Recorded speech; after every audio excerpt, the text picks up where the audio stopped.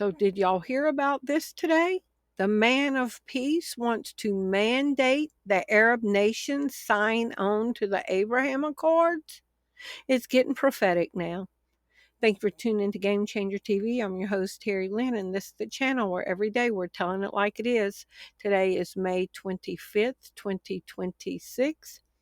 And let's just jump into this. I was working on my part 2 of the Rededicate 250.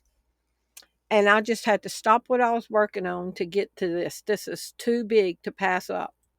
It was prophesied in Daniel that the lawless one, the Antichrist, and he will confirm a covenant with many for 1/7.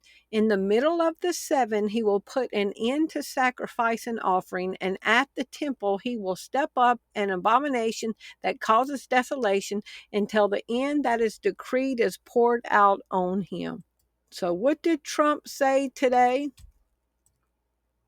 Are y'all ready for this? It's like I'm opening the Bible and reading it in the headline news. Trump tweeted out, "Therefore, I am mandatorily requesting that all countries immediately sign the Abraham Accords, and that if Iran signs its agreement with me as President of the United States of America, it would be an honor to have them also be part of this unparalleled world coalition." Do y'all hear this? So I went and fact-checked it. Did Trump announce today that he wants countries to mandatorily sign on to the Abraham Accords? Yes, Donald Trump announced that he is mandatorily requesting that several countries sign on to the Abraham Accords as a requirement for any broader agreement with Iran. He shared the announcement in a lengthy post on Truth Social specifying the following. Target countries, he specifically named Saudi Arabia, Qatar, Pakistan, and Turkey. Egypt and Jordan are already parties to the accords. The mandate, Trump stated it would be mandatory that all of these countries, at a minimum, simultaneously sign on to the Abraham Accords if a ceasefire or a settlement is reached within Tehran. The rationale, he framed the requirement as a prerequisite to show good intention for regional peace, though he acknowledged that one or two countries might be granted an exception if they have valid reasons for not joining. Now, President Donald Trump has linked ongoing negotiations with Iran to a broader push for regional countries to join the Abraham Accords as part of a wider Middle East settlement. In a statement on Truth Social, Trump said discussions with Iran were progressing positively and described diplomacy as a preferred path over renewed conflict. He said he had urged leaders from Saudi Arabia, Qatar, Pakistan, Turkey, Egypt, Jordan and other regional states to support and join the Abraham Accords, arguing that expanded participation could strengthen regional stability, economic cooperation and long-term peace efforts. Donald Trump calls on Arab nations to recognize Israel as part of Iran war deal. Trump asked Muslim leaders to join Abraham Accords after Iran war ends.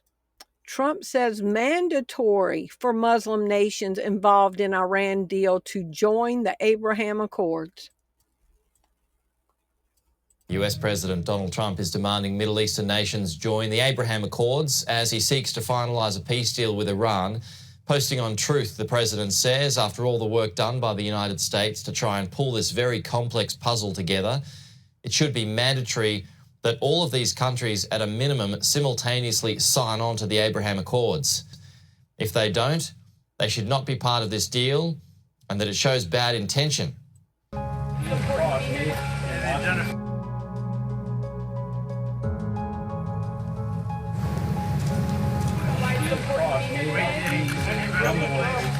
And they've done a fantastic job. No, President Biden, Vice President Harris. This is actually a piece of the North Towers. And they brought it down.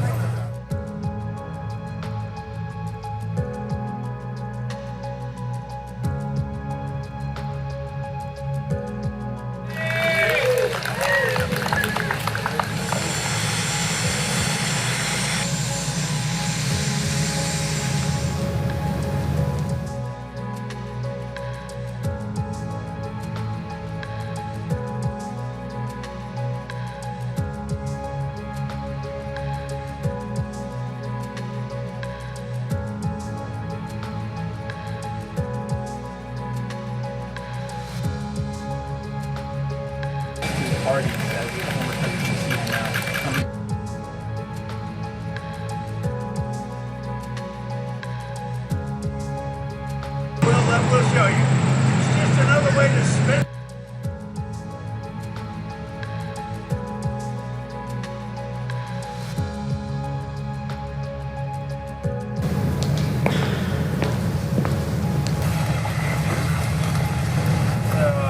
This is actually a piece of the North Towers, and they brought it down.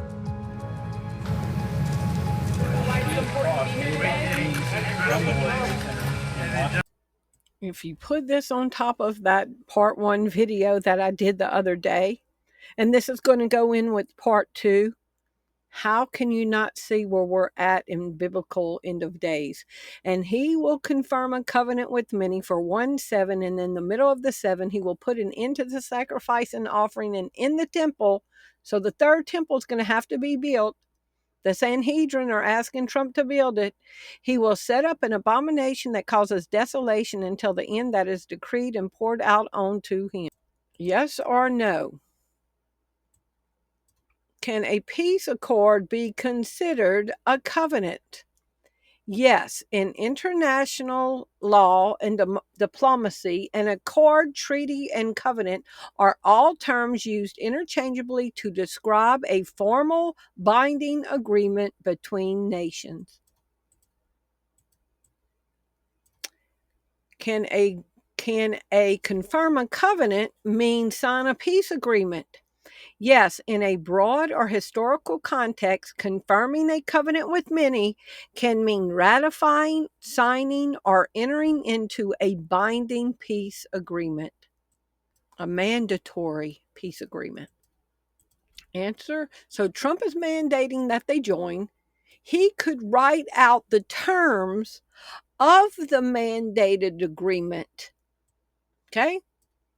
Answer honestly, yes or no. Could negotiating the building of the third temple be part of Trump's Abraham Accords? Yes.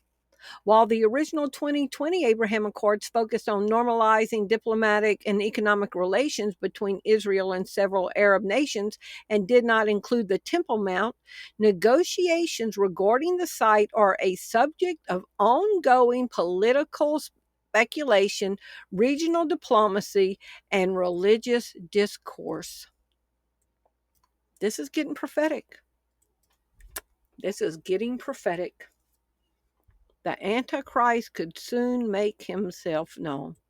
If there was ever a time in our lives that we needed to be fully immersed in the Word of God and in prophecy and end time study so that we would not be taken unaware, yesterday it should have started. But we need to stay in the Word and have our spiritual eyes opened and have ears to hear what's going on so we will not be fooled. I love y'all. Thank you for watching. If you appreciate the content that you find on this channel, would you prayerfully consider supporting the ministry?